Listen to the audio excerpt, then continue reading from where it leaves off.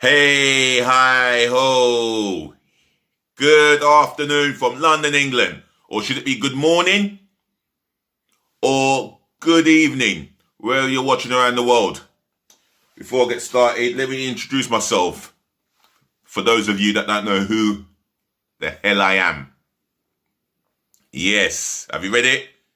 DLG, Reppin, Dele, London Guna, Romeo, Echo, Papa, Indigo, November. And I am going to be doing a roundup of all of this weekend's goals from all of 8 Premier League fixtures. Only 8 Premier League fixtures. Hopefully the video won't be as long as usual. So bear with me, ladies, to the gentlemen, to the boys, to the girls. Before I get started, make sure you smash the thumbs up like button in abundantly. Make sure, viewers, that you share this channel all over the world, left, right, and center, especially your friends and your relatives. Smash, flood my comment section with your opinions, your views, thoughts, whatever it is. And do help me by subscribing to DLG Reppin, please. Really important to do so. If you subscribe, I'll shout you out. I'll help you out by being as consistent as possible. By the way, for those of you that have seen my video, or the one viewer who has seen my video, I'm back again. Or should I say, it's me again? Yeah, I like that. It's me again. Anyway, this is me, and this is what I love doing with a passion. So let's get started. Nothing. If you're watching anywhere around the world, shout out to you all.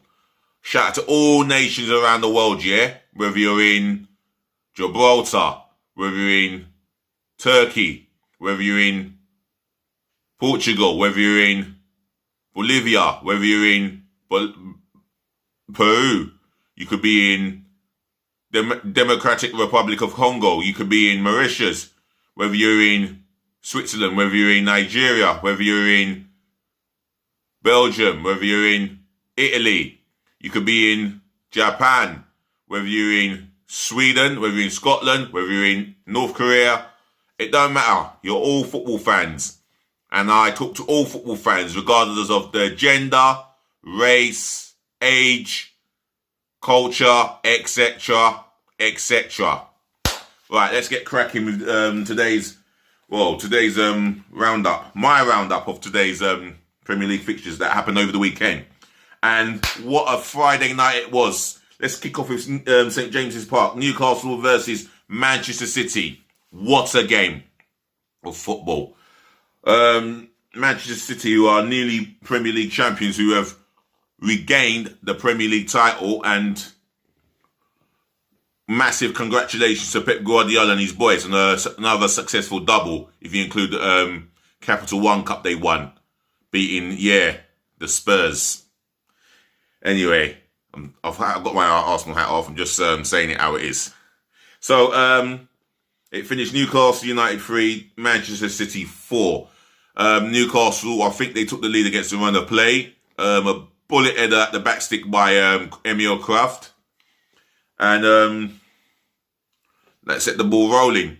I think Newcastle got the equaliser as soon as. Don't tell me. I know Ferran Torres scored a hat-trick. I'm trying to think. João Cancelo with the equaliser. Deflected shot. Maybe it was going on target, but it was attempt on goal, so he'll get the goal. Well done to João Cancelo, who's been filling in that left back for the bulk of the season. And the reason why I've been saying it, stressing it, that Pep does not see Mendy or Shevchenko cementing a first team place on a regular basis, on a weekly regular basis, as I say. So Cancelo is more or less their number one left back, but he's not a left back, he's a right back by trade. So he wants to play right back. That's my feeling on it. Anyway, he got the equaliser. Ferran Torres, I think Newcastle took the lead again. Gosh, the goals were flowing in. I think Joe Linton got one. And I think Newcastle went 2-1 up. And then Ferran Torres he equalised with a fine flick on volley that came off his Achilles, by the way. That was from the set piece. Newcastle regained the lead again. Oh, it was a penalty. Yeah, that's it. That was a penalty won by Joe Linton. After Ferran Torres equalised to score his first goal of that game, I remember Joe Willock in the second half scoring a penalty for Newcastle. And I'll tell you what, he didn't score the penalty, he scored from the rebound because it was saved by Scott Carson, who was deputising for Ederson. But Joe Willock, I'm proud to say he's an Arsenal midfielder, born and bred from the youth ranks, got himself his 6th Premier League goal for Newcastle. That's more than any of our midfielders. Third equaliser comes from Man City, never die spirit. Ferran Torres tapping at the near post, 3-3, and then he rounds off by getting his third goal, which is his hat trick, and rightfully so, man of the match, goes home with the match ball. It was a great game from a neutral point of view. I wish I'd watched it, but I've only seen the highlights, and it would have been worth the watch. It finished Newcastle United 3, Manchester City 4. That was Friday night's Premier League game. Moving on to Saturday's game. Well, scoreline was one-sided. I think the performance from Leeds United was one-sided. They were dominant. Burnley, defensively, they collapsed. All over, collapse. With defenders like Tarkowski, me, Charlie Taylor, Loughton, they just collapsed. And credit to Leeds, they were absolutely phenomenal. And, their offensive play. You know, when they attacked with numbers, and that's what I like about Leeds. They're almost like my second team. I enjoy watching what they do under Bielsa, and his philosophy is to attack as a team. If you can defend as a team, then go for it. But I like to attack, and he's not changed his principle. And why should he? Because it's entertaining. It's what makes them mainly everybody's second team. And for me, round of applause to the guy and round of applause to the players. Klitsch got a fine individual goal, and what a nice curler it was, from 20 yards out. Leeds got the second goal. I know Rodrigo got 2 goals in that game. I forgot. Oh, Harrison. I think he got a goal through Alioski's left-footed shot, deflected of Harrison, and obviously it's going to go down as a Harrison goal. But there was only banter over it between Alioski and Harrison. So 2-0. Rodrigo got himself a nice goal for Leeds third, and he got himself a second by rounding the goalkeeper and slotting it into an empty net. I mean, it was a perfect away performance by Leeds United.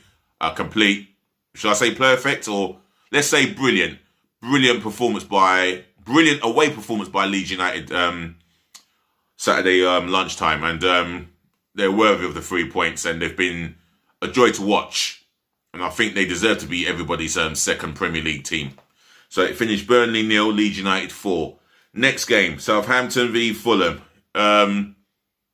Southampton were favourites going into this game, and never in doubt they were in control of the ball in terms of possession. They got the first 2 goals. Oh gosh, I can't even remember I can't remember a single Southampton player scoring. Oh, Nathan Teller, a moment for him, scoring Southampton's second goal of the game. I think, Che Adams on the score sheet again. Got the first goal, set piece, and Fulham have been atrocious for the bulk of the season, even though they went through a spell where they've only conceded, 4 goals in 8 games, and then they just collapsed from there, hence the reason why they're down. As I said earlier, Nathan Teller gets a tap in the second half, which makes it 2-0 Southampton. Fulham pull one back for Carvalho, a guy from their youth academy, and it was a fine strike. Good team build-up as well. And the third goal, Theo Walcott. That guy I know well. 11 years at Arsenal. How can I not know? He served us well as a Gooner player, but just wasn't a finished article. But, good luck to him. He's getting a permanent move back to Southampton, and I wish him all the best. And he got a nice third goal, which finished Southampton 3, Fulham 1. Brighton Hove Albion v West Ham United. Now, this was a cagey affair between the two teams. West Ham are going for a potential Champions League place, while Brighton are trying to add up as many points as possible, get over the 40 mark, or get to the 40 mark in terms of the points. And there were chances at either end. And I think, I think Fabianski made a good save in this game, and it was quite close. And I think I don't think their goalkeeper had to make a save in anger. That's the Brighton goalkeeper, Sanchez. However, Brighton went ahead, nice through ball, and Danny Welbeck got on to the end of it and chipped Fabianski. Well, technically, ain't that a goal made in Arsenal? But good finish by Danny Welbeck. And Brighton, West Ham equalised immediately, and what a fine finish by Ben Rama. I'll tell you what, I just know once he gets going and once he gets a Premier League goal, I think this could be the start of exciting times for him and West Ham United. It was a fine finish, bottom left-hand corner, keeper no chance. So I think the points were fair enough. So it finished Brighton Hove Albion 1, West Ham United 1. On to Sunday's game. And what a game it was down Selhurst Park. Wow. What a way to kick off the first fixture of the day. It was Crystal Palace v Aston Villa. Aston Villa were in the control in that first half. They were rightfully the better team, created better opportunities, and they went ahead through John McGinn. Nice side-footed pass from almost 20 yards out. Palace equalised. Benteke, far post header. A typical Benteke header. That's what he's been known for all over the years. And then Villa restored the lead back. Who got the Villa second? Come on, tell me. Oh, in fact, viewers, let me know who got Villa's second. You might need to help me out here. I think Villa went 2-1 up, and then in the second half, towards the middle of the second half, Palace performed. I think Palace's performance improved immensely in the second half compared to the first, and Wilfred Zaha got the equaliser. And then with a few minutes to go, 6 minutes to go, Tarek Mitchell gets his first ever club goal for Palace and his first Premier League goal for Crystal Palace, and it was a special moment for him. And I think he would have enjoyed that more than anything else on a Sunday afternoon. So it finished Crystal Palace 3, Aston Villa 2. Next game, Tottenham Hotspur v Wolves. I think Tottenham are favourites, and you could fancy Tottenham at home. Wolves have not been brilliant at all this season. They've not been the same Wolves that we've seen over the last 2 seasons. Not been that brilliant Wolves. But nevertheless, Tottenham done the job. Harry Kane getting the first goal of the game for Spurs' dominance of that first half. And then the second goal, well, I don't know if it was scored by Son. Tottenham fans, if you can help me out here.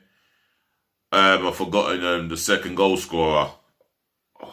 But it will come to me. It was, who's it scored by? Don't think it was scored by a defender. Oh, Højbjerg. That's it. Never mind, Tottenham fans. I got there in the end. Pierre-Emile Højbjerg with a tap-in, and it was not a Højbjerg goal. A Pierre-Emile Højbjerg goal is a long ranger. That's what he's known for. When he hits them and they stay in the net, they stay in the bloody net. And my word, he got himself a tap-in after the shot came in, and he's just there to finish it off with a tap-in, and he got challenged. He got challenged and he fell over for his troubles, but it was worth the goal for his team and for the club. So it finished Tottenham Hotspur 2, Wolverhampton Wanderers 0. West Bromwich Albion v Liverpool. This was, this was another opportunity for Liverpool to get the 3 points to put pressure on the top 4. And they went behind earlier on in the game. I think Hal Robson-Kanu with a fine left-footed finish at the back stick there to Alisson's right-hand side. And I think they deservedly went 1-0 up. Mo Salah equalised. It was a game that was end-to-end. I think, if anything, Liverpool were dominant with the chances. Maybe dominant in the... and not maybe, but dominant with possession as well. So it was 1-1 at half-time. And then, wow, in the dying moments of stoppage time, even before the dying moments of stoppage time, I think West Brom gave a good account of themselves. And they showed that they were playing for pride. But in the end, Liverpool got the goal. And it was Alisson. And emotionally, you could see in his interview, he said that he dedicated that goal to his father. God bless his soul. Rest in peace, Mr. Senior Alisson. Your son has made you proud. And as a football fan, he's made me proud as well. And he's made many Liverpool and football fans proud. But scoring that goal, I mean, you couldn't have written it. Alisson, our thoughts and prayers and love with your father. He's up there, he's watching you, and he's proud of you, yeah? That's for myself, DLG Reppin. So it finished West Bromwich Albion 1, Liverpool 2. Moving on to Liverpool's neighbours, Everton v Sheffield United. Opportunities that Everton had throughout that game in the first and the second half. And I think they went behind to a young guy who's been linked with bigger clubs than Sheffield United, with the greatest respect to Sheffield United. He got the goal. Jefferson, born in Canada, but raised most of his life in England, so he could play for Canada or England. It's entirely down to him. He got the only goal of the game. And Sheffield United did contribute towards that game as well. I thought they had a couple of chances of their own. And Everton, yeah, they were dominant in possession, always in control. They just couldn't get the goal. It was simple as. And Ancelotti has said that their home form is embarrassing. And I can't say he's lying. I simply cannot say he's lying. So it finished in the end. Everton 0, Sheffield United 1. And that's the end of my Premier League roundup of all the games and the goals that happened over the weekend. First and foremost, ladies and gentlemen, to the boys, to the girls, I'd like to thank you for listening. Thank you for tuning in. Thank you for watching. And as I always say, saving the best to last and proudly waiting for it, yeah? Thank you for putting up with me as you always do. Remember to like, share amongst your friends and your relatives. Flood my comment section with your opinions, your thoughts, and any response to the Aston Villa second goal scorer, Aston Villa fans. I'm waiting for that response. And not only that, massive positive feedback in my comment section below. And massively, more than massively, subscribe to DLG Reppin. Smash that subscribe button left, right, and centre. And as I said earlier, if you subscribe, I'll shout you out. And I'll help you by keeping the content as fresh as possible. And yes, I do aim to put an introduction into my channel as well. It will look really nice, I think. So other than that, peace again, love again, and bless again. Be good to your loved ones, your friends. Be good to yourself. Stay safe. Normality is creeping back into our lives, and that's what we need. And football fans will be back in the stadium by tonight, and that is a beautiful thing. I've been waiting over a year, over a year for that to happen. And how excited am I? Very excited. So I just thought I'd leave it on this ending note. And just remember, be nice.